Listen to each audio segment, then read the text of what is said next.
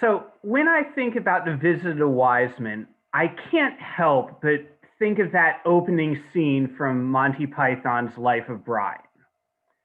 And given how little Matthew tells us about the wise men, it certainly seems like Brian's mom might well have been right in thinking them crazy, drunk, or both.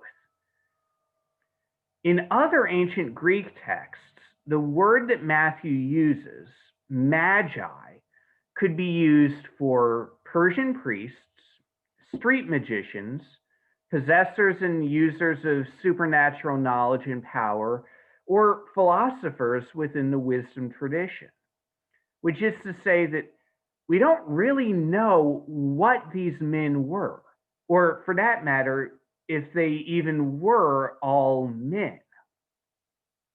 And we're not sure where they came from. From the east could mean Arabia, Babylon, Persia, or even places farther afield. And we don't know how many magi there were. It's later tradition, not Matthew, that describes the three gifts to three givers. What we can say for sure is that the Magi were wealthy and respectable enough to get an audience with King Herod. And that for Matthew, the Magi are the first example of Gentile converts who would come to follow Jesus not by studying Hebrew scripture, but because of their own observations and experiences. And given those limited facts, the Magi really do sound crazy, assuming that these nominally wise dudes didn't travel hundreds of miles on a bender. Because first, they left their homes probably for months, following nothing more than a star wandering across the heavens, which is just ridiculous.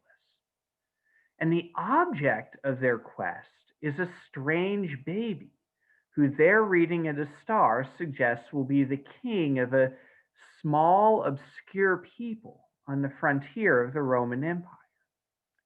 It'd be like us road tripping to see the baby who would grow up to be the governor of Alaska. And when the Magi finally do find Jesus, they give him gold, that precious and valuable metal, and frankincense, a rare perfume, and myrrh, an expensive plant product used in cosmetics, medicine, and embalming.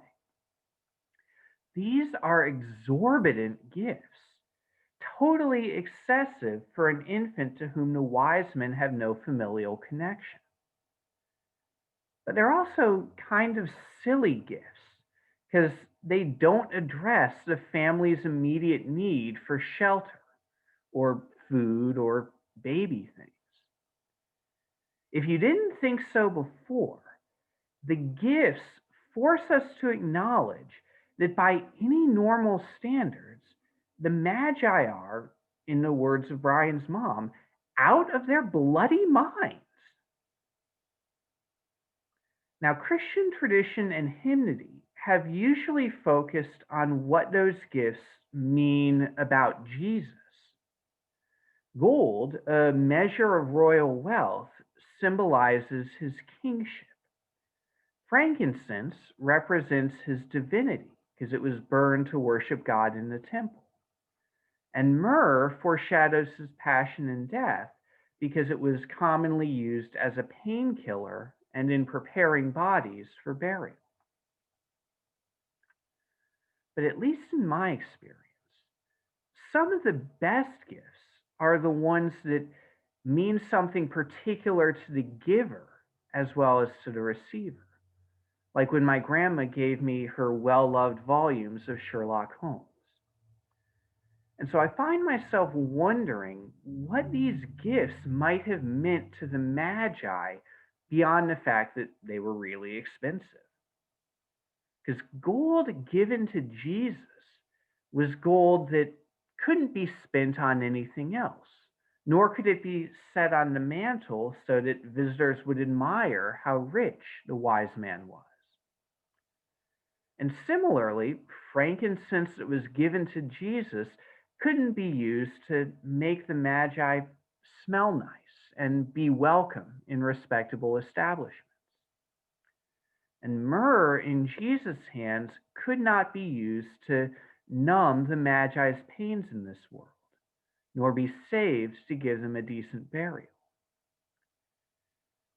And so we might say that gold, frankincense, and myrrh symbolize the wise men's own wealth, status, and distance from the stench and pain of poverty. In which case, giving these things to Jesus might represent giving that up to worship and to follow him, which is a crazy risk to take for a stranger's baby. But after making a symbolic offering of their wealth and status, the Magi then made a more literal sacrifice of those things. Warned that Herod had lied to them and his intentions toward the child were in fact evil, the wise men then defied the king's order and went home without reporting back. And by doing so, from Herod's perspective, they lost their status. They had turned from respectable visitors into enemies of the state who were no longer welcome. At least in Judea, the Magi had truly offered their high standing as a gift to preserve Jesus' life. Their defiance of the king gave Joseph and Mary time to flee to Egypt before Herod had all the infants and toddlers in and around Bethlehem slaughtered in the hopes of killing his potential rival for power. And while the exorbitant and somewhat silly gifts might not seem very wise, I think having your visa revoked in order to save a child's life is a wise trade indeed. But the example of the Magi is a very hard one for us to follow. Like them, we are called to give to Jesus not just tangible things like food to the hungry or money to further his mission, but also less tangible things like the status and comfort symbolized by the frankincense and the myrrh.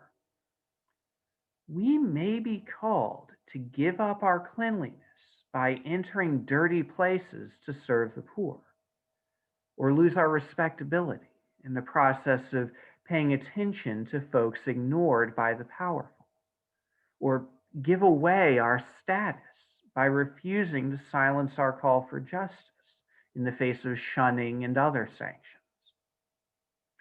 We must not only obey Jesus as our King, worship him as our God, and acknowledge that his suffering and death saved us, but also sometimes give him the things that we most want to keep. So are we willing to follow the example of the Magi, to follow a star leading us far from home, to give our precious treasures to Jesus, to sacrifice our status in this world, and otherwise to go out of our bloody minds to love God and our neighbor?